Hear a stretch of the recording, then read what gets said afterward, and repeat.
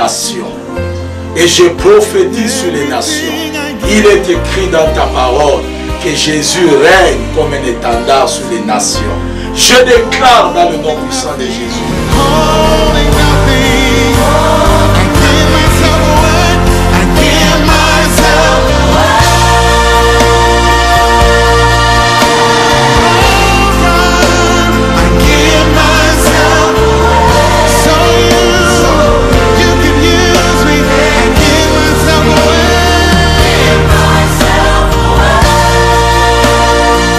Aimables téléspectateurs, enfants des dieux, merci de nous être fidèles. Nous sommes là pour vous édifier, vous fortifier. Pourquoi pas aussi connaître ce qui dit la parole des dieux. Bien-aimés, nous, c'est la communauté Arche de la gloire de l'Éternel, paroisse La Source, qui est dirigée par évêque Israël Monga, évêque Shalom. Shalom, maman. Comment vous allez, papa? Je vais bien. Nous sommes toujours dans le grand thème, la délivrance. La délivrance. Oui.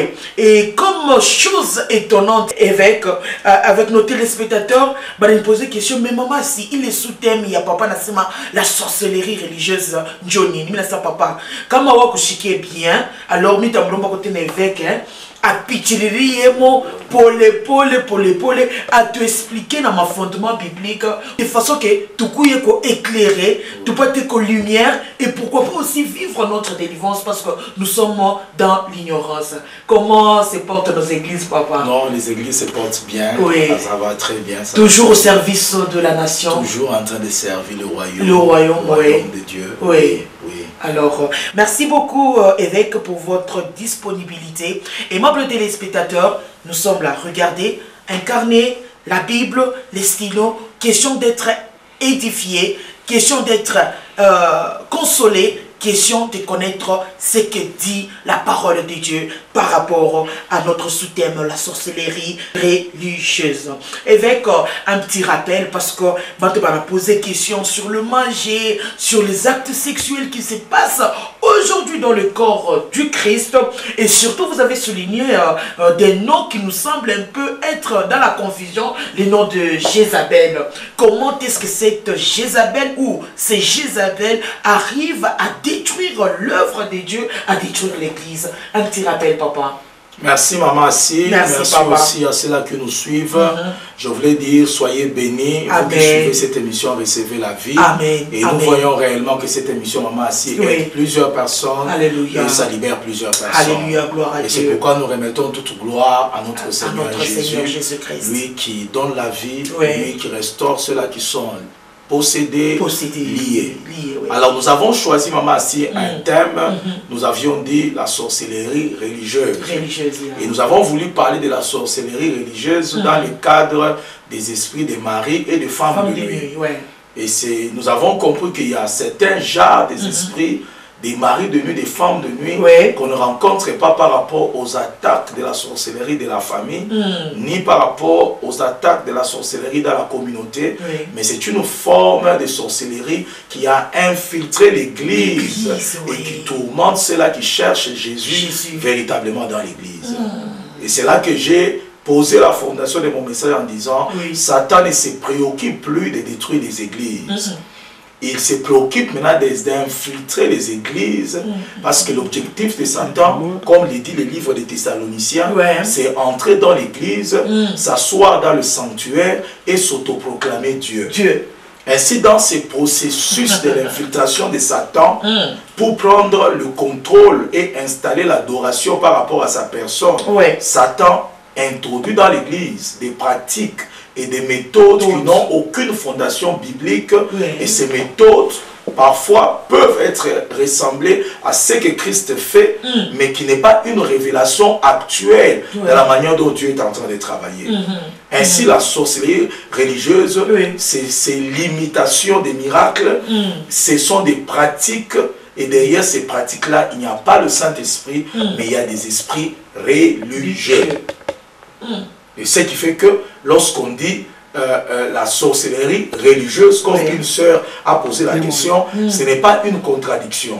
Parce que lorsqu'on parle de la religion, les gens voient directement les choses de Dieu. Alors que lorsqu'on dit la religion, il y a plusieurs religions. Il y a les bouddhistes, il y a des musulmans, il y a la religion des ceci, de lorsqu'on dit religion, ce n'est pas automatiquement le christianisme. Et ce qui fait que lorsqu'on parle des bouddhistes, lorsqu'on parle d'islam, lorsqu'on parle des autres religions, on ne parle pas des religions de Jésus. Jésus n'est pas dans le Bouddha. Ce qui fait que sur le plan spirituel, lorsqu'on dit la sorcellerie religieuse, on ne dit pas la sorcellerie du christianisme. Non, on parle de la religion et des pratiques qui se passent dans la religion et qui introduit la sémence du diable. Et c'est pourquoi j'ai défini, maman, ici, la religion comme toute tentative de se réconcilier avec un Dieu. Et lorsqu'on dit Dieu, il y a plusieurs dieux. Mais lorsqu'on dit Jésus, il n'y a qu'un seul Jésus. Et c'est pourquoi on ne peut pas connaître Dieu si on ne passe pas par une seule voie qui est Jésus. C'est pourquoi il a dit, je suis le chemin, la vérité et la vie. Ce qui fait que le christianisme, qui est la religion de Jésus, n'est pas en fait une religion, c'est une vie. Donc, évêque, à vous entendre, il y a une différence entre la religion et le christianisme. Exactement. Le christianisme est basé sur la vie. Et cette vie-là, c'est Christ. Ça signifie qu'il n'y a aucune pratique qui peut amener un homme à se réconcilier avec Dieu. Alléluia. Ça signifie qu'on peut enlever les habits, on peut avoir une église là où les gens entrent nus, on peut avoir un autel que quelqu'un peut mettre, il met une offrande, il met un sacrifice. Toutes ces choses-là n'ont pas amené l'homme à se réconcilier avec Dieu. Il n'y a que Jésus, au travers de l'œuvre de la croix, l'homme a été réconcilié avec Dieu. C'est comme ça que Jésus est devenu le chemin. Ce qui fait que le christianisme n'est pas une religion. Ce n'est pas une tentative. Parce qu'une tentative est différente d'une réconciliation. Dans le christianisme, l'homme est déjà réconcilié avec Dieu. Ce qui fait que le christianisme n'est pas une religion comme telle, dans le sens pratique, mais le christianisme est une vie. Évêque, le christianisme est une vie. Oui. Comment vivre cette vie-là? Exactement. Et c'est pourquoi aucune expérience ne peut amener une personne à être réconciliée avec Dieu, mais c'est la personne de Jésus qui est la parole de Dieu qui amène un homme à se réconcilier avec Dieu. Et ce qui fait que lorsqu'il y a des pratiques dans l'église, ne croyons pas que ces pratiques-là peuvent nous amener absolument à être en communion avec Dieu. C'est la parole de Dieu qui est Christ, qui doit être centrale dans l'église et qui nous réconcilie avec le Seigneur. Et c'est pourquoi la puissance de la sorcellerie s'est infiltrée dans l'église au travers des pratiques qui n'ont pas de fondement biblique pour amener la sorcellerie dans une église. Et j'ai appelé ça sorcellerie religieuse, pas parce que je parle de la religion, mais je parle des types d'esprits imitateurs de choses sacrées. Donc des esprits qui peuvent imiter le parler en langue, les esprits qui peuvent imiter le tombé. Je vais donner un exemple. Le miracle. Parce que la Bible dit dans la fin de temps, Satan aussi fera des miracles.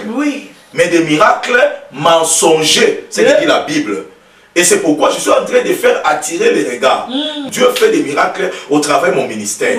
Mais ces miracles-là, je constate, ne viennent pas seulement d'une autre manière qu'au travers de la parole. Ce qui fait que la parole devient la source de tout miracle. Et ce qui fait que nous ne focalisons pas notre attention sur le miracle, mais sur ce qui produit le miracle. Parce que quand les miracles, Dieu parle de quoi après. Exactement. Mais avec Arche de la gloire de l'Éternel, on se focalise plus sur la parole de Dieu. Et le miracle, c'est notre droit. Exactement. Et nous sommes un ministère de la parole. Et cette parole peut prendre la coloration de la délivrance, et peut prendre la coloration de la prophétie, mais tout tire son origine de la parole de Dieu. Là, c'est puissant. Ainsi, si nous pouvons répondre à ceux-là qui nous suivent, c'est dans cette perspective que nous sommes en train de parler de cet esprit religieux qui imite les choses de Dieu ou les choses sacrées pour détourner les enfants de Dieu de la véritable foi. Et surtout, il moment tout qu'on a eu papa, même si vous regardez les informations, il y a des choses qui se passent. Il y a des téléspectateurs, foi. Exactement. Au juste tout est dans wapi. Exactement. Où il y a la terre Jésus, où il y a la terre Jésus. Ça c'est la différence iko wapi. tunaenda huku tunakula chakula ya huku, tunaenda huku tunafanya vitu vya hivi. Mais Jézabel est comparée à pénétrer dans le corps du Christ pour détruire. Maman, si la Bible dit mon peuple périt faute de connaissances. De connaissances, D'abord, Dieu nous avertit. Un peuple qui m'appartient, mais qui est en train de mourir. Or, un peuple qui appartient à Dieu ne peut pas mourir. Ça signifie appartenir à Dieu, c'est une chose. Connaître, c'est une chose. Beaucoup des enfants de Dieu appartiennent à Dieu. Mais ces personnes-là, lorsqu'ils viennent à Dieu, ne cherchent pas la connaissance. Oh my God. Et c'est pourquoi on ne peut pas être des chrétiens naïfs. Lorsque tu vas à l'école, c'est pour apprendre. Et lorsque tu apprends, tu peux maintenant exercer un métier. Tout à fait. On ne peut pas exercer un ministère si on ne s'est pas assis pour être enseigné. Et aujourd'hui, les serviteurs que nous trouvons sur le marché, on peut dire comme ça, on trouve dans l'exercice du ministère, d'autres n'ont même pas la connaissance de la parole de Dieu. Vous trouvez quelqu'un en train de te prophétiser, il dit des choses, mais il ne connaît même pas un verset de la Bible. Quelle est la différence entre un féticheur et cette personne-là? Donc il n'y a pas de différence. C'est pourquoi l'esprit de la connaissance doit être là.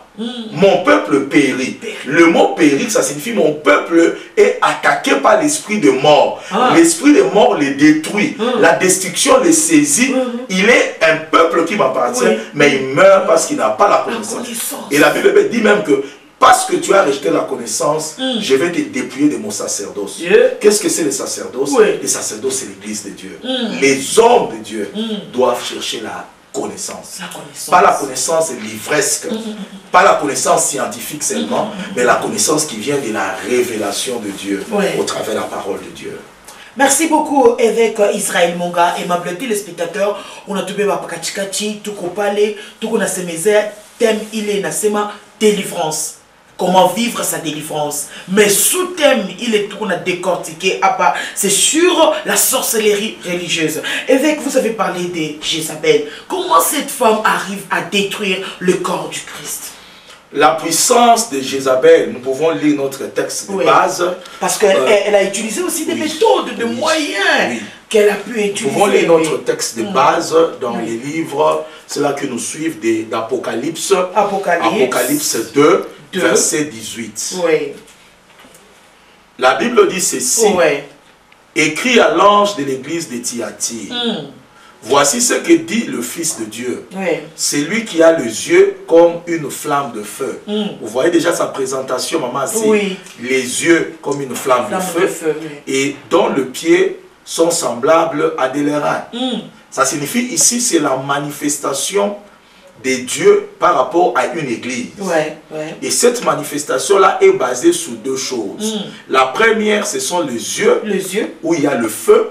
Et la deuxième, ce sont le pied qui brille comme des lérins. Et si vous voyez le pied, c'est quelque chose qui nous fait avancer, quelque chose qui nous fait déplacer. Et cette église est une église qui va vers les nations, qui amène l'évangile d'une église et qui l'amène vers les nations. Et de l'autre côté, c'est une église qui a des yeux de feu. Et les yeux de feu, c'est la dimension du discernement. C'est la dimension de la vision. C'est la dimension de la révélation. Ça signifie les yeux de feu, c'est les yeux qui voient ce qui est caché derrière les réalités que nous voyons. Très bien. Et si maintenant vous pénétrez la profondeur de la manifestation de Christ par rapport à cette église, ça signifie de la manière dont Christ se révèle à une église. C'est ces mystères-là, cette église-là doit vivre. Il dit au verset 19, je connais tes œuvres, ton amour, ta foi, ton fidèle service, ta constance. Ce sont des qualités. Tu as des œuvres, tu as l'amour, tu as la foi, tu es fidèle dans ton service, tu es constant. Et tes œuvres sont plus nombreuses que les œuvres premières. Ça signifie que c'est une église qui évoluait en œuvre. C'est une église qui était assise dans l'amour. C'est une église qui était constante et fidèle. Mais il continue maintenant, il le démontre, malgré toutes ses qualités. Mais ce que je contre toi, il y a quelque chose que je suis contre l'église du temps de la fin. Il y a quelque chose que je suis contre ton église. Tu pries beaucoup, tu produis des œuvres, tu as l'amour, tu as la foi, mais je suis contre toi par rapport à quelque chose. Et cette chose-là, c'est qu'il y a une dimension qui t'échappe. Tu as laissé la femme qui s'appelle Jézabel séduire celle qui se dit prophétesse, il y a le mot prophétie. Qui enseigne, il y a le mot enseignement. Enseignement est lié au ministère apostolique. La prophétie est liée au ministère prophétique. Ça signifie que cette femme-là travaillait dans la communication prophétique, aussi dans la communication apostolique. Et il continue en disant, séduire mes serviteurs. Séduire mes serviteurs. Comment quelqu'un peut prophétiser, enseigner et séduire? Non.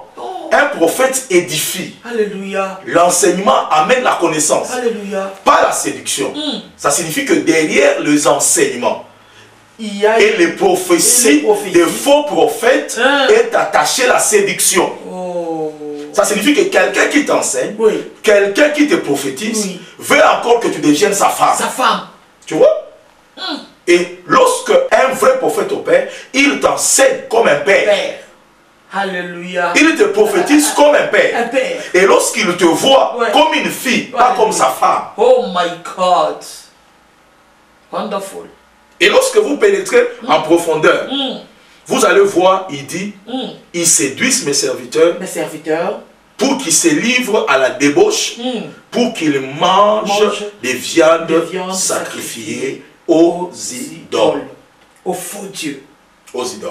Et si vous entrez en profondeur, maman, vous allez automatiquement saisir que la puissance de Jézabel, c'est que je contre toi. Il y a une puissance que tu as laissé travailler malgré ton amour, malgré ta constance, malgré tes œuvres. C'est une église qui produit beaucoup des œuvres, qui visite les orphelins, qui visite des prisons. Ils font des actions même dans la ville, mais à l'intérieur de cette église-là, il y a une puissance, il y a un esprit qui s'est infiltré. Alléluia, alléluia. Et c'est là qu'on a trouvé que la manière dont Jézabel, la puissance qui a détruit cette église, quoique apparemment c'est une église bénie, apparemment c'est une église qui prospère, mais à l'intérieur il y a une infiltration d'un type d'esprit. Ce n'est pas un esprit de mort, ce n'est pas un esprit des eaux comme tel, ce n'est pas un esprit de ceci, mais c'est l'esprit de Jézabel. Qui est Jézabel? Exactement, maman. Qui est Jézabel? Qui est Jézabel? Elle est une femme, un homme. Qui est Exactement, ça c'est une bonne question. Exactement. La Bible dit que Jézabel est une prophétesse qui enseigne. Ça signifie sur le plan spirituel, ici on montre c'est un esprit féminin. Or, si vous pénétrez en profondeur, Jézabel n'a pas de sexe. Parce que Jézabel, c'est un esprit. Mais qui peut s'incarner dans un homme, qui peut aussi s'incarner dans une femme. L'esprit de Jézabel, elle travaille beaucoup avec les femmes à cause de leur faiblesse sentimentale. Lorsque vous regardez dans les églises, de manière générale, il y a beaucoup plus de femmes que des hommes. Et si vous allez à la montagne, vous comptez le nombre de femmes qui montent à la montagne, vous trouverez que les femmes se donnent beaucoup aux choses de Dieu. Les églises sont remplies de femmes et les mouvements charismatiques, les mouvements pentecôtistes est plein de femmes. Des femmes qui parlent en langue, des femmes qui prophétisent. Mais ce qui est bon, c'est que la femme a un avantage. Ce qui fait que la femme croit facilement parce qu'elle croit avec son cœur. Mais l'homme croit avec son intelligence. Vite, vite. Et lorsque une femme soutient ton ministère ira de l'avant. Et Jésus lui-même, en tant que modèle, 80% des personnes qui ont soutenu étaient les femmes. Les maris de Magdala. Et toutes ces femmes-là, ils ont soutenu Jésus. Mais une femme aussi a une faiblesse de l'autre côté. Lorsque une femme agit, elle agit sincèrement avec son cœur, avec ses sentiments. Mais la femme a besoin de se sécuriser par rapport à sa vie sentimentale.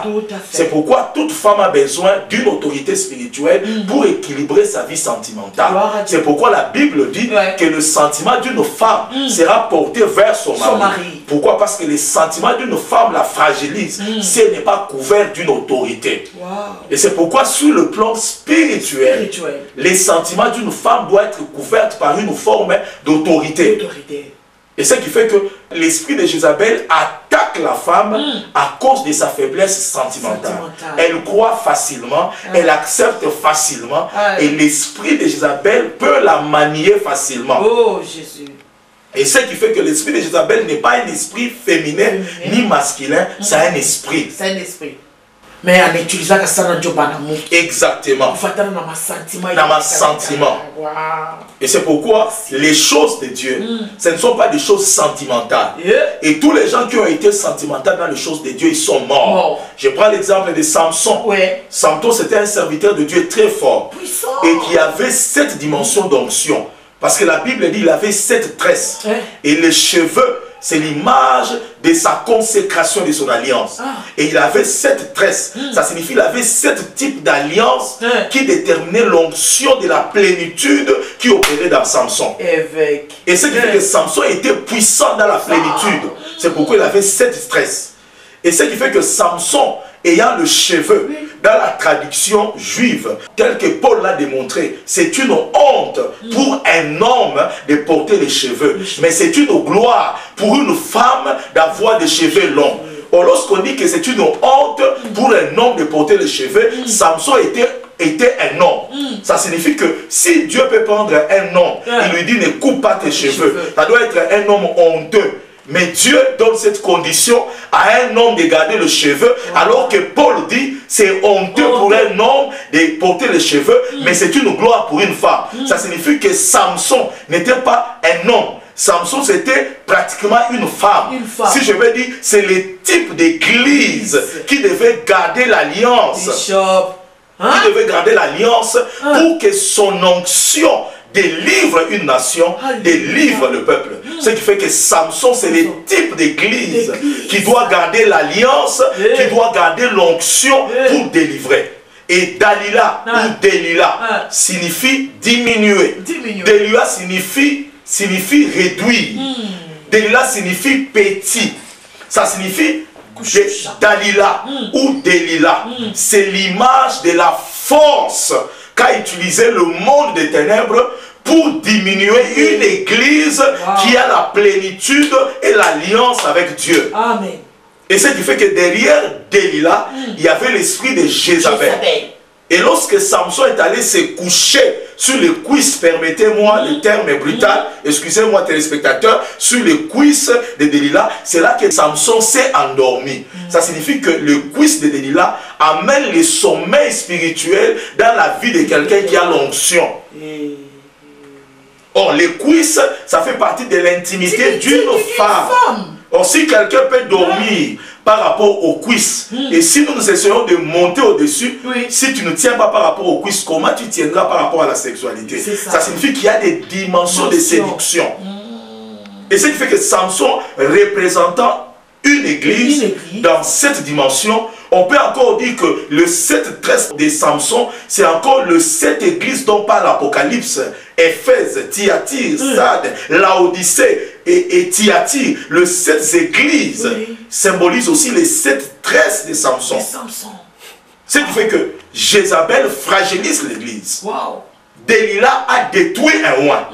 Samson peut être comparable à un homme de Dieu, à un pasteur, à un apôtre. Il avait l'alliance avec l'Éternel. L'alliance avec Dieu. Et vous savez, c'est lorsqu'on a coupé les cheveux, on a coupé la première tresse, on a coupé, on a jeté. Deuxième tresse, on a coupé. Ça signifie que les tresses, le cheveu qu'on tisse, c'est l'affermissement d'un homme de Dieu dans son alliance. Oh my God. Ça signifie que lorsque Dieu te donne une alliance, c'est comme si tu as des cheveux non tressés. Ça pousse. Ça pousse. Mais là, lorsque les cheveux commencent à pousser, si tu ne les tresses pas, ça va commencer à se casser. Lorsque vous les femmes, là, tu commences à peigner, il n'a ça kuanguka. Alors pourquoi Samson tressait ses cheveux? C'est pour qu'il ait nywele yake ishaanze kuanguka, itadiminuer puissance yake.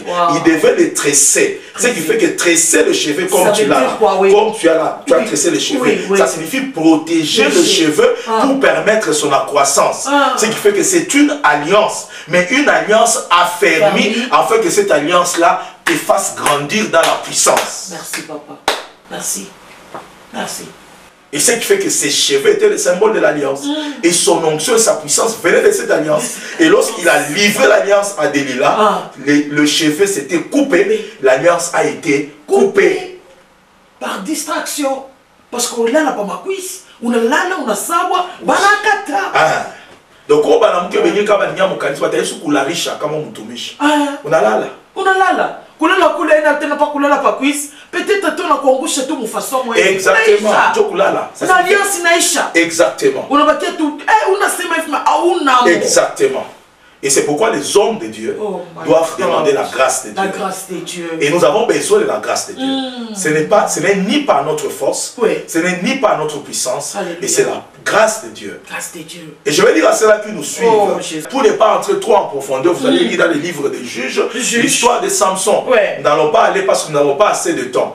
Vous allez constater deux choses, maman. La première des choses, lorsque Samson a parlé avec Delilah, il a trompé plusieurs fois. Et puis il lui a dit, si réellement tu m'aimes, tu commences à me cacher les choses. Et puis il dit, Samson lui a ouvert son cœur. Il lui a montré son secret. Le secret, voilà, de son alliance. Et lorsqu'il a ouvert le secret, derrière Delilah, il y avait toute une armée cachée dans une pièce. Il y a parfois des gens que nous voyons physiquement.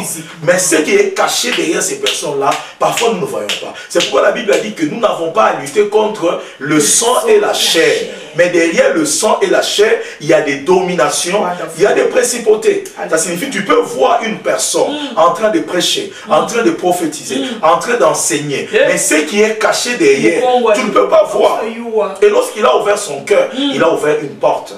Et c'est comme ça que lorsqu'il a livré le secret, il s'est endormi, on a coupé. Et écoute maman ainsi, la Bible dit, lorsque Delilah a crié, Samson, les Philistins sont derrière toi. La Bible dit, Samson s'est réveillé, croyant qu'il va se dégager comme il le faisait autrefois. Et la Bible dit, il ne savait pas que l'Esprit de l'Éternel s'était déjà retiré de lui. Oh Jésus, Jésus. Et lorsqu'il a crié, il voulait exercer sa force. Mais plus de force. Dieu s'était déjà retiré. La Bible dit, on l'a dompté. On l'a dompté. Et après qu'on l'a dompté, la Bible déclare qu'ils ont commencé à célébrer les dieux d'Akon. Pas le Dieu tout-puissant. Ils ont commencé à célébrer les dieux d'Akon. Leur Dieu qui les a livrés leurs ennemis. Ça signifie que son onction a fait des dégâts. Son onction a détruit des vies. Son onction a tourmenté les ténèbres. Je veux dire à un serviteur de Dieu, à un chrétien, ton onction a tourmenté le monde des ténèbres. Garde-toi dans le nom puissant de Jésus. Au nom de Jésus-Christ. De l'esprit de Jézabel. Oh Jésus. Que les chrétiens se gardent de cet esprit. Amen. Et la Bible démontre à un certain niveau, qu'est-ce qui s'est passé. C'est là que je vais essayer de m'arrêter. On a troué ses yeux, la première des choses. Pourquoi seulement les yeux? Exactement. Et puis après qu'on a troué ses yeux, il a commencé à tourner autour de la mêle. Il était devenu comme un esclave qui tournait autour de la mêle. Tourner autour de la mêle signifie faire le surplace. Les yeux troués signifie l'aveuglement spirituel. Ça signifie que la puissance de Jézabel, lorsqu'arrive à faire tomber un serviteur de Dieu, à toucher un serviteur de Dieu, la première de cet homme-là devient aveugle. Vous pouvez l'avertir. Vous pouvez envoyer des messages pour lui dire, ce que tu fais n'est pas bien. Il ne va pas écouter. Fou. Même s'il a des amis qui viennent lui dire, écoute, nous avons appris ceci. Et un homme de Dieu qui était un père spirituel, il a commencé à avoir 2-3 femmes. Et il a commencé à chercher à officialiser cela. Ses enfants spirituels se sont réunis. Ils sont venus, maman, ici. Ils ont dit, papa, nous voulions te parler. Il les a fait asseoir. Oh, parlez-moi. Oh, il y a des vertus que tu nous as appris dans le ministère. Ils ont commencé à lui montrer. Les papas ont pris la Bible des pères spirituels. Il les a dit, regardez. L'histoire de Salomon. L'histoire de Salomon. Il a dit, mes enfants, Salomon avait combien de femmes? Oh, il avait 700 concubines, 300 femmes. Il a dit maintenant, tirez la conclusion. Ça signifie en d'autres termes que cet homme-là est devenu aveugle. Il a commencé à torturer, à torturer les Écritures. Et maman, si un homme de Dieu qui est tombé entre les mains de Jézabel devient dangereux par rapport aux Écritures. Ça signifie que nous préférons même que quelqu'un chie et mongo. Mais on a déjà eu un verset biblique et qu'on saisit par Jézabel. Alors quoi ça criminel? Il y en a pour torturer ma versée pour justifier son péché. Et c'est là la plus grande calamité. Là où un certain arrive à tordre les Écritures. Et c'est pourquoi, en toute humilité, cet esprit donne l'aveuglement spirituel. Et vous allez voir, dans la vie de cette personne qui est saisie par l'esprit de Jézabel, c'est une personne qui est avancée, mais va commencer à faire des surplaces. À faire des surplaces. Acheter de la combele. Ouais. Exactement. C'est le plus Christ. Il y a trois choses dans la vie d'un serviteur de Dieu. La première des choses, c'est la grâce. La deuxième des choses, c'est la connaissance. Et la troisième, c'est l'expérience. Alléluia. Lorsque quelqu'un est détruit par l'esprit de Jézabel, il y a deux choses qui restent. La connaissance et l'expérience. La grâce, Dieu les retourne. Et tu vois quelqu'un commence à faire des expériences. Il commence à faire des choses par rapport aux expériences qu'il a acquises et la connaissance qu'il a acquise, mais la grâce de Dieu n'est plus là. Et vous allez constater que la personne vous enseignera, il dira des choses de Dieu, il va vous montrer ses expériences, mais dans sa vie, vous allez voir, il n'y aura plus la grâce. Et je viens un serviteur de Dieu qui prêchait à la télévision une fois à Kinshasa. Il prêchait, il a prêché, je l'ai vu prêcher, il avait même bien prêché, il a expliqué ses expériences. La nuit, pendant que je dormais, je l'ai vu, il voulait me toucher, mais dans ses mains, il y avait la lèpre. Il y avait la lèpre, maman. Et j'ai sursauté dans mon sommeil. Et Dieu m'a fait comprendre, il m'a dit, tu l'as écouté, mais derrière son message, il est déjà un lépreux. Il est resté avec la connaissance et l'expérience. Mais ma grâce à moi, je l'ai déjà retirée. Et c'est pourquoi l'esprit de Jézabel est entré dans l'église de Thyatire. Et cet esprit a détruit la grâce de Dieu. Et Delilah signifie petit, ça signifie diminuer. Ça signifie c'est la puissance qui est capable de prendre quelqu'un qui est grand, de le diminuer. De le diminuer. Donc c'est l'instrument de Satan pour diminuer ce qui est élevé. C'est pourquoi l'esprit de Delilah ou de Dalila, c'est l'esprit de Jézabel. Merci beaucoup, aimables téléspectateurs. Vraiment, ça fait très mal. En tant que serviteur, servante de Dieu, ne soyez pas dans la distraction.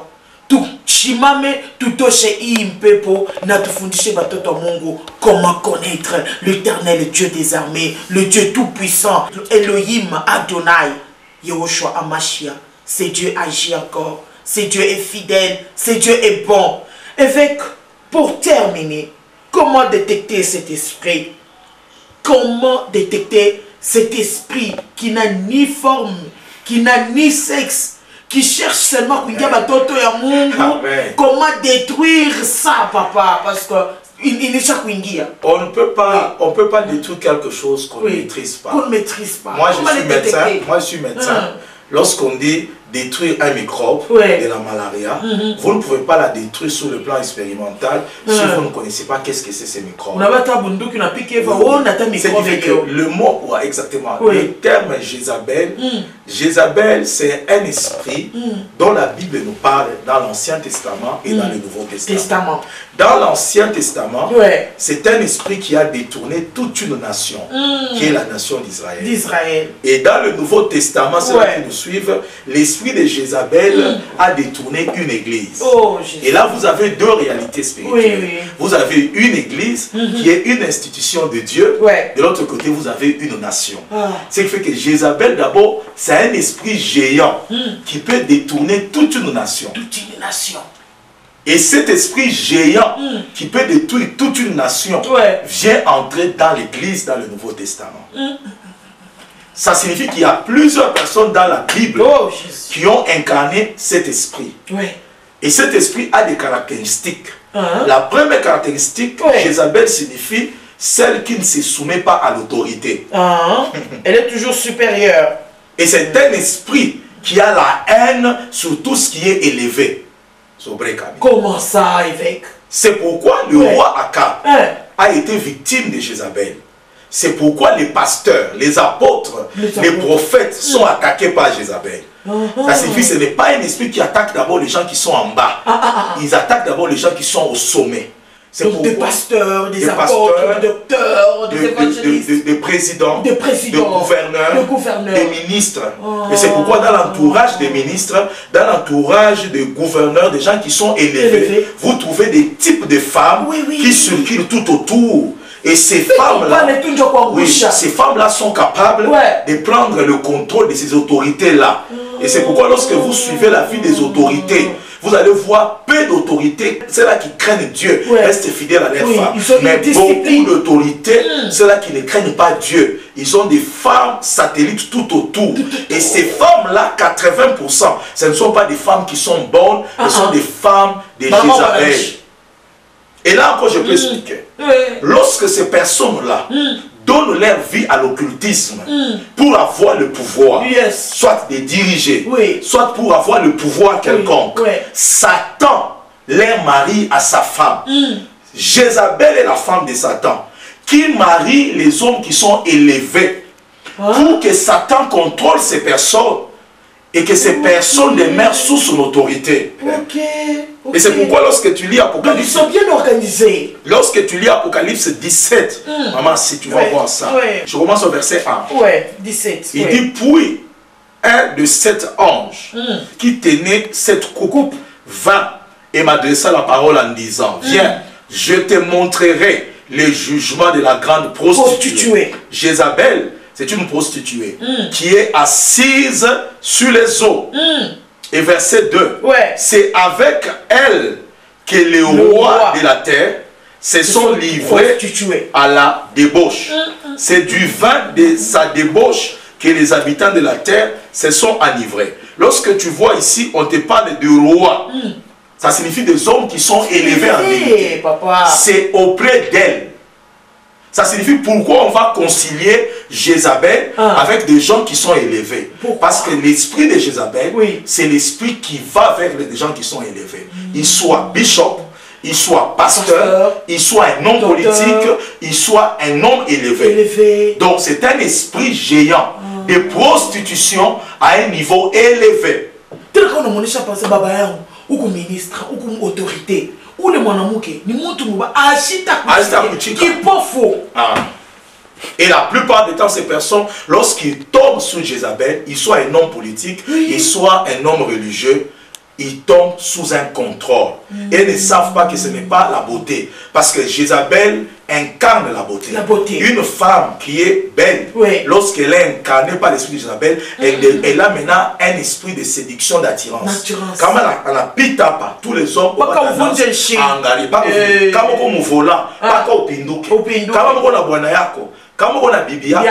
si c'est un homme qui a l'esprit de Jézabel,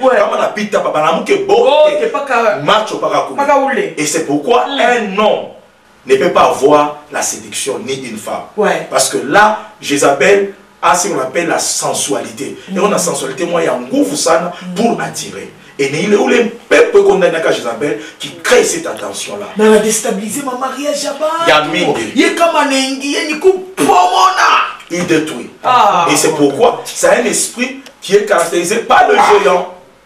Et puis, maman, si, un deuxième verset. Deuxième caractéristique. Exactement, c'est ce que je voulais te dire, maman, si. La deuxième caractéristique, cet esprit-là, après qu'il touche à une autorité, à la fin, cet esprit-là tue la personne. Et c'est pourquoi ceux-là qui nous suivent, il y a trois caractéristiques de Jézabel. La première caractéristique, Jézabel détruit l'alliance. Deuxième caractéristique, Jézabel renverse l'autel, divise l'autel. Et la troisième caractéristique, Jézabel tue le prophète. Je prends un exemple d'un ministre de Dieu. On ne peut pas avoir un autel sans alliance.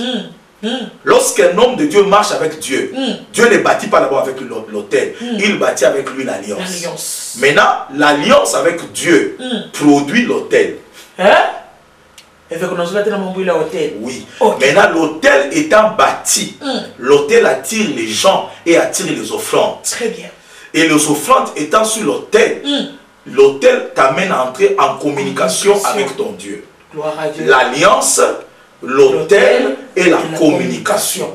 Lorsque Jézabel vient, il n'attaque pas ta communication à ce niveau-là. Il n'attaque pas l'autel. Il attaque l'alliance de l'homme de Dieu avec Dieu.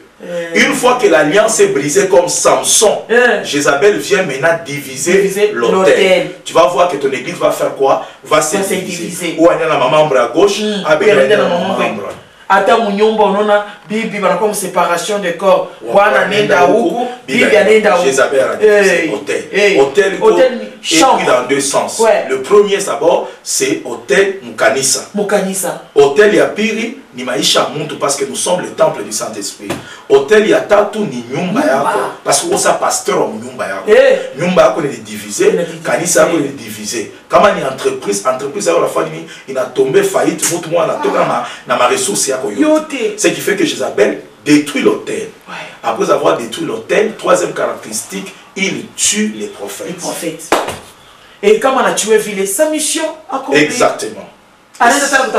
Exactement. Ce qui fait à ce niveau-là, l'alliance est brisée, l'autel est divisé et les prophètes meurent. Et la mort, c'est la dernière sentence. C'est une femme qui tue. Et c'est pourquoi la Bible dit, lorsque tu lis toujours, ceux-là qui nous suivent, nous sommes vraiment dans le bain. Jean dit ceci.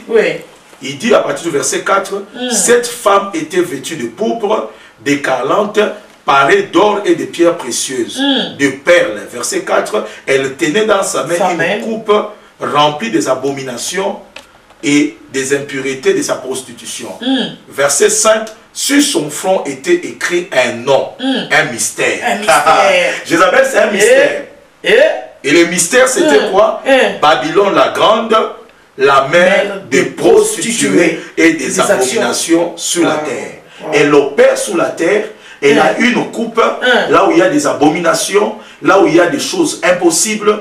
Et cette femme-là, au verset 6, il dit, j'ai vu cette femme-là ivre, pas de sang des voleurs, pas de sang des impudiques, mais de sang des saints et de témoins de Jésus. À l'envoyage, j'ai fut saisi d'un grand étonnement.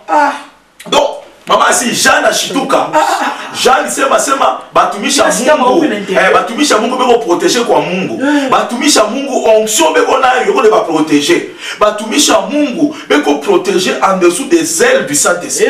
Mais Mungu la monesha Jean, regarde le sang de ses serviteurs là dans ses mains. Anesha kubaua, eko la dame yabo mikono yabo, mais dame yaba saint. Damu ya ba témoin de banani batumishi ba Mungu. Ça signifie sur le plan spirituel. Cet esprit, lorsqu'il entre dans une église, cet esprit tue même le saint, ça tue même le serviteur de Dieu. C'est pour nous batumisha Mungu, balanza kufwa, imashiko. Zamani batumisha balanza kufwa kaivi, balanza kufwa, la kufwa. Balamutanisha na kufwa. Beko na kufia nini? Est-ce que Mungu ko infidèle? Est-ce que Mungu ne va abandonner? Non. Angere mwenendo yako ufungulia Jézabel. Exactement. Et là-bas, tu peux dire à tout bois que quand on vile anifunga, à ce moment, la puissance d'Isabelle continue à travailler. Tafuta batumisha Mungu, tafuta. Exactement. Et c'est là que tu vois, elle tue. Je veux dire, c'est là qu'ils nous entendent, cette puissance tue. Lorsqu'elle entre dans ta vie, elle tue. Elle cause des maladies. Elle détruit le cœur. Elle détruit un ménage. Elle sépare. Elle amène la mort dans la vie des femmes des serviteurs. Oh my God. Et elle tue. Oh Jésus. Oh Jésus. Je vais ajouter un témoignage d'une sœur qui était venue me voir. Cette sœur-là, elle dit, pasteur, j'étais en ville. Et puis, je suis allé prier à la montagne. Et lorsque je suis arrivé à la montagne, j'ai rencontré un prophète. Et il a commencé à me dire des choses sur ma vie. Et lorsque nous sommes arrivés à la montagne, il a dit que j'avais besoin d'une délivrance. Et lorsqu'il a commencé à prier pour moi, je suis tombé. Et lorsque je suis tombé, et je n'avais pas perdu connaissance, je faisais quand même le mouvement. Et j'ai vu le prophète à la montagne qui a cherché à me violer. Et lorsque je suis tombé, il a cherché à me violer. Comme je n'étais pas totalement inconscient, et je l'ai repoussé et j'ai crié. Et lui croyait que moi j'étais déjà inconscient. Et je l'ai repoussé et j'ai commencé à descendre de la montagne en criant. Et c'est comme ça que, pasteur, je suis venu te voir, que Dieu me pardonne. Je ne sais pas qu'est-ce qui m'a appris. Et d'aller là-bas à la montagne, d'écouter cet homme-là. Et j'ai dit à la sœur, ne recommence plus jamais ça. Et j'ai prié pour la sœur et je l'ai scellé. Donc ça signifie en d'autres termes, la sœur a été victime et elle a failli être violée de quelqu'un qui prétendait être un serviteur de Dieu, qui l'a même prophétisé, qui voulait même prier pour faire la délivrance, mais lorsqu'elle serait inconsciente, la violait. Et ce qui fait que nous voulons dire que c'est vraiment quelque chose pour lequel les enfants de Dieu doivent tirer attention. Il est important, papa, de savoir les caractéristiques de cet esprit. Si on peut s'arrêter aujourd'hui à ce niveau-là pour continuer, je veux que ceux-là qui nous suivent s'abstiennent de beaucoup de choses. La nourriture, la sexualité, la manipulation. Et toutes ces choses-là entrent. Ainsi, je termine en disant, Jézabel tue, Jézabel manipule. Elle peut monter des complots. Elle peut salir un serviteur de Dieu. Aujourd'hui, les serviteurs de Dieu, d'autres sont salis alors qu'ils sont dans le vrai. Papa. Mais ils sont salis par Jézabel. Exactement.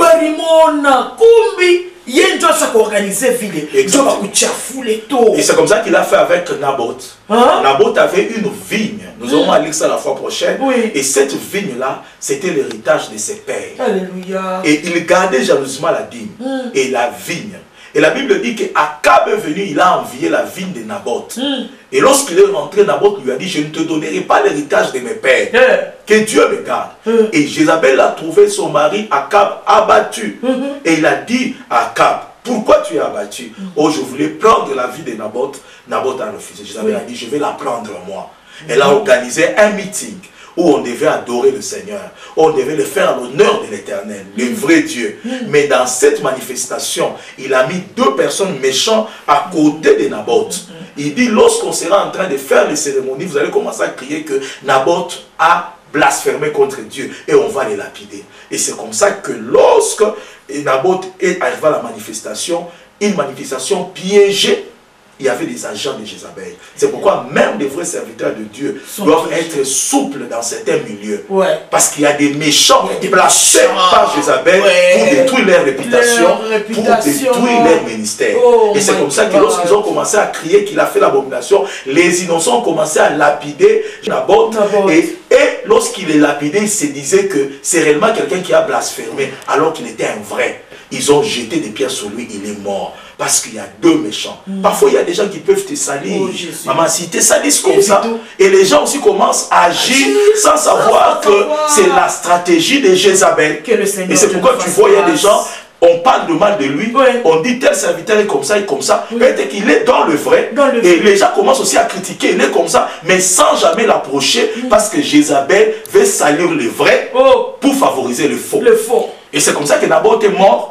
Et lorsqu'il allait pour prendre la vigne, il a dit à son mari Akab, va maintenant prendre la vigne, Naboth est mort. C'est comme ça que Dieu a envoyé le prophète Élisée. Il a rencontré en disant, Akab, tu ne prendras pas cette vigne. Ce que tu as fait, toi et Jézabel, les chiens mangeront, lécheront ton sang. Et ce qui fait que Dieu est toujours là pour protéger les vrais serviteurs de Dieu. Que Dieu nous protège contre cet esprit.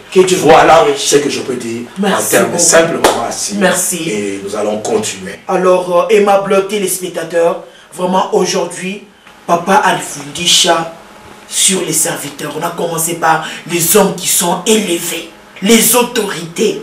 Ne soyez pas dans la distraction. Elle est là. Ils sont là. Ces esprits-là sont là. Alors, papa, une déclaration afin que tout pateko, il est sécurité en vous. Je veux dire à ceux-là qui nous suivent, l'esprit de Jézabel a été détruit par Jéhu, maman. Amen. Amen. Amen. L'onction qu'a reçue Élie, Élie a fui Jézabel. Dieu a dit, prends cette onction-là, mais cette onction-là sur Jéhu. Élie qui a fui Jézabel, c'est un prophète. C'est un prophète. Et Jéhu, c'est un militaire, c'était un général. Il y a deux types d'onction qui détruisent Jézabel. L'onction prophétique et l'onction royale. Alléluia. Je vais dire à ceux-là que nous suivent, nous aurons à développer ça. Amen. La puissance de l'onction royale. C'est une onction davidique. C'est une onction d'autorité des nations. Je prie maintenant. Dans le nom puissant de Jésus. Puissant de Jésus-Christ. Tout celui qui a été victime d'une manière ou d'une autre de la puissance de Jézabel. Alléluia. Père, je prie maintenant. Amen. Dans le nom puissant de Jésus. Saki Abosenda. Alléluia. Abro. Alléluia. Que cette puissance soit détruite. Amen. Toute famille, tout homme politique qui est victime de cet esprit, je prie maintenant que cet esprit quitte sa vie, quitte sa maison, quitte ses business, quitte son église. Dans le nom puissant de Jésus, la Bible dit, je la prendrai, je la donnerai du temps de se repentir, je la jeterai sur un lit et je la jugerai. La Bible dit, elle est tombée, Babylone la grande, elle est devenue une habitation des démons, un repère de tout oiseau impur. La Bible dit parce qu'elle se disait, je suis assise à Rennes, je ne verrai pas de deuil. La Bible dit, à un même jour, tous ces fléaux arriveront. La mort, la famine, elle sera consumée par le feu, car il est puissant. Le Seigneur Dieu qui l'a jugé. Tu es tombé dans l'impudicité. Tu as été contrôlé par l'impudicité. Tu as été contrôlé dans une relation impure. Tu as été contrôlé dans une relation secrète. Tu as été contrôlé par la pornographie, par l'impudicité, la fornication. Je prie maintenant, dans le nom puissant de Jésus, que ce contrôle soit brisé, et l'emprise et les chaînes soient brisées. Et je te proclame libre. Sobre Camilla, et que ta vie soit restaurée. Tu es tombé dans les esprits de masturbation, de voyeurisme et de pression sentimentale démoniaque. Sois libéré au nom de Jésus. Kariko Sanda, Obro Kemia. La Bible dit, nous connaîtrons la vérité et la vérité nous affranchira. La vérité c'est Jésus. Au nom de Jésus, que ton esprit soit libéré de Dalila, soit libéré de Delilah, soit libéré de la grande Babylone, soit libéré de son emprise. Au nom puissant de Jésus. Et que le sang de l'agneau couvre ta vie. Au nom puissant de Jésus. Je viens ici de prier et couvrir sa vie. Ta vie dans le sang de Jésus. Et je te déclare libre de l'autorité de la puissance de Jézabel. Et je dis que tu es libre là où tu es. Au nom de Jésus. Merci beaucoup. Amen. Merci beaucoup, évêque Israël Monga, aimable téléspectateur, imam Bobebayo au sérieux. Mwangari, comme on a fait statistique, il y a ma église, statistique, il y a ma serviteur, servante de Dieu. Mon esprit, papa, n'a tokia pour expliquer, il chakuingia mukanisa ya Mungu. Fungula mancho, peut-être tu es passé par là, où ça quoi consommer les actes, mais viens, apana kushikia aya, Saint-Père. Tu es serviteur de Dieu. Peut-être il onction, quoi n'a eu les grâces. Papa Nasema, il toka déjà Samson. Il a mutoka, anabaki apaka na expérience, anabaki apaka na connaissance. Donc en soi, Mungu mwenyewe ashukwete na naye. Il est tant bien aimé de chercher le vrai Dieu. Il est tant bien aimé d'écouter ce que le Seigneur dit. Comme Mungu qu'on a sema hivi. Donc il y a quelque chose qui ne va pas quelque part. Alors cette question ya ushibaki moi avec Clément. Apana kupatia mashikio yako muntu yote. Shikia papa en tout cas sema mwanamke ule anaanza kwenda ku montagne. Oh, anaanza kwenda kutafuta Mungu. Mais anafika kule napata muntu anamprofetiser certainement bien kweli. Mais regardez délivrance atafuta violer ou les sœurs. Bien-aimé, le moment est mal, les moments sont difficiles. Ouvre les yeux, cherche la vraie parole, qui est la parole de Dieu révélée, qui touche et qui console. Nous sommes sur Tronçon, qui est la balade de la Révolution, avenue Biaï. Nous sommes là chaque mardi, de 16h à 18h. Jeudi, de 16h à 18h. Dimanche, des gants, aimables téléspectateurs. Nous sommes là le matin. De 8h à 11h. Et l'après-midi, là c'est le foyer. Là c'est le prophétique. Là c'est la parole de Dieu en démonstration. De 16h juste à 18h. Et chaque mercredi, à partir de 10h, l'homme de Dieu reçoit. Et il va vous recevoir. Vous allez partager. Et il va prier pour vous. Et vous serez consolés. Bien-aimés, Dieu vous aime. Appelez l'homme de Dieu et vous serez consolés. Papa, merci. Merci pour cette révélation. Vraiment, elle nous touche. Et on doit encore garder la crainte de Dieu et marcher selon la parole de Dieu. Restez fidèles à nos programmes. Nous vous aimons. Bye bye.